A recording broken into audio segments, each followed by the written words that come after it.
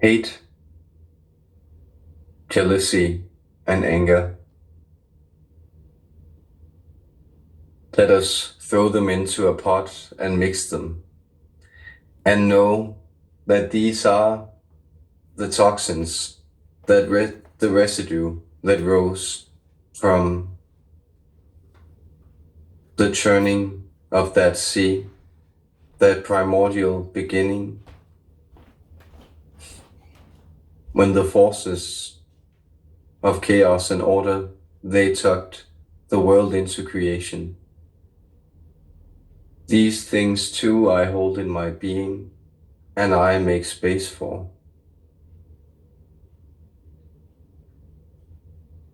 So these are a part of the interplay of being,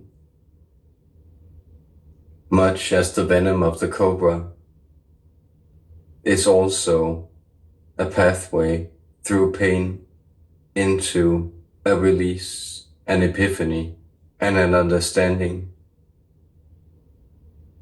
And therefore, know that when you are bitten by these sentiments, you are also allowing yourself the opportunity to learn from these poisons.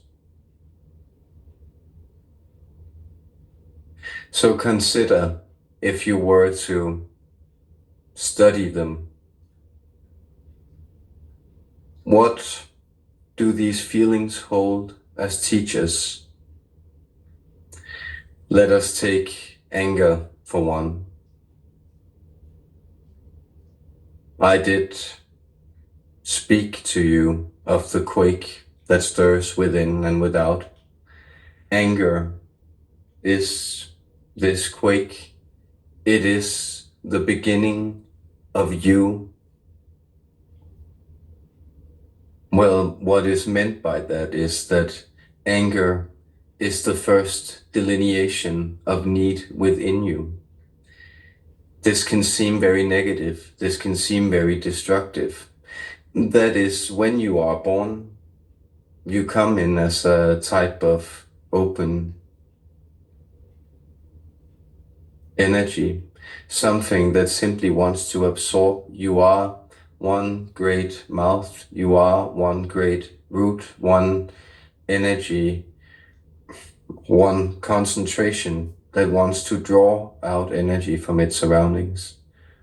But then this begins to be denied to you as you are weaned off, as you begin to crawl, then stumble, then walk. You also begin to be your own person, and things are denied you. Things are off limits, and so your need is no longer fully met, and this brings you anger. So anger partially teaches you that there is vitality within you that is being restricted and that is trying to awaken and call itself into consciousness. This is the feeling of anger as it arises. Now, therefore, there also exists higher circuits of your person that are able to deal with this anger. Meaning you can sort, when is it serving you? When is the need that is presenting itself through anger something that needs to be recognized and put in place, harnessed, and its intensity brought to bear on whatever it is that needs to be clarified?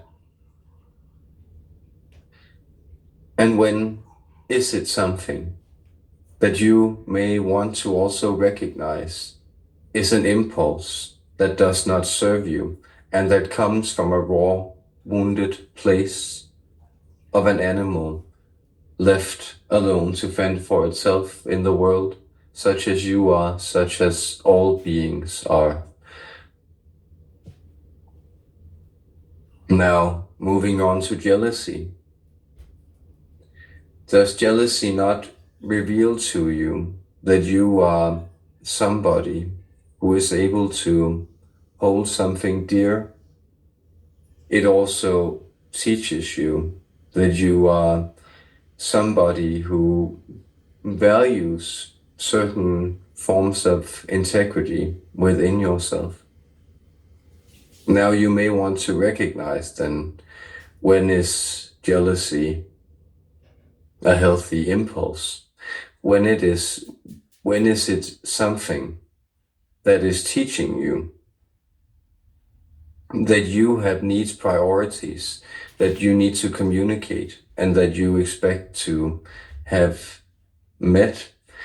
This could, for instance, quite literally be that you do not wish to share your partner in any kind of arrangement that involves, let's say, sharing the wedding bed with others.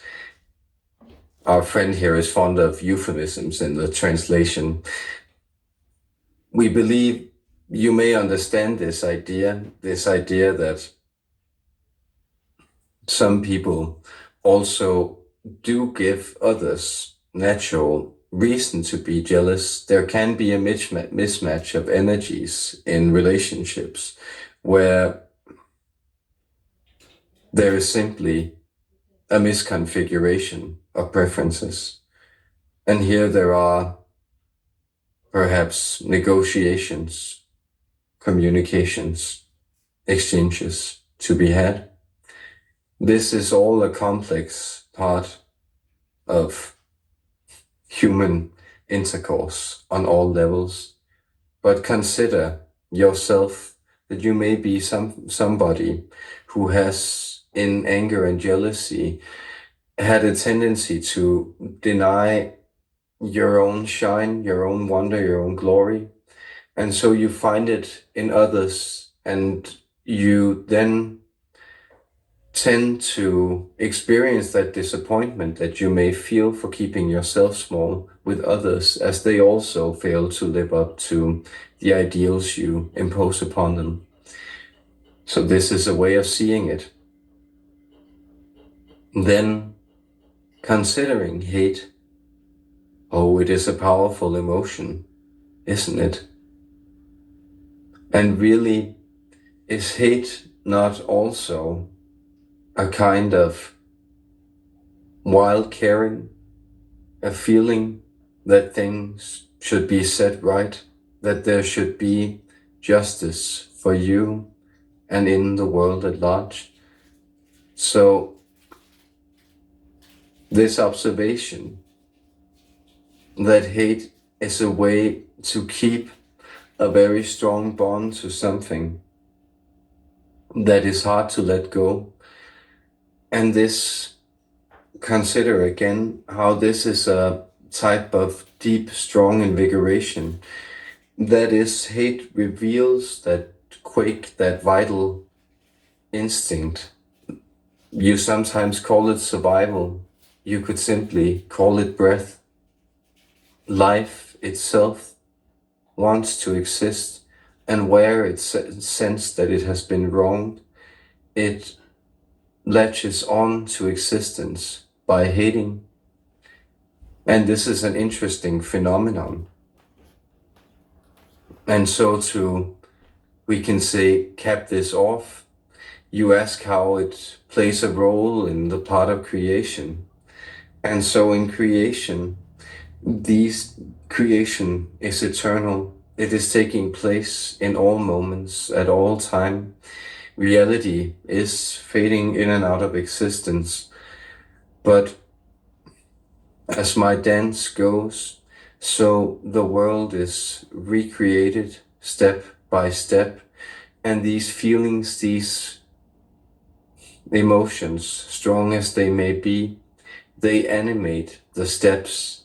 And so consider many of the impassioned dances that you human beings have also developed, where you express many of these feelings of jealousy, anger, wounded love, maybe even crazy love, in dance, in movement, in passion, in these strong sentiments of life. Love to you, dear Swati. Love to everybody.